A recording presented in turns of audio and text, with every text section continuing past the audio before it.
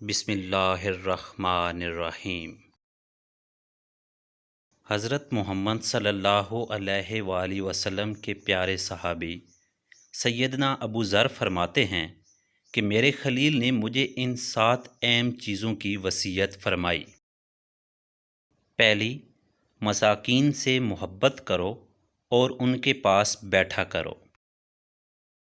دوسری، دنیا داری کے معاملات میں اپنے سے غریب کو دیکھو، اپنے سے مالدار کو نہ دیکھو۔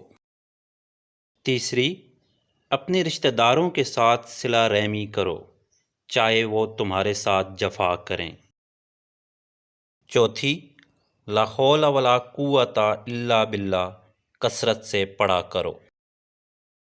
پانچویں، ہر حال میں سچ کہو، چاہے لوگوں کو کڑوا لگے۔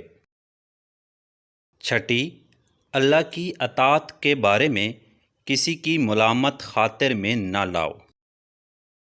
ساتویں، لوگوں سے سوال کرنے سے باز رہو۔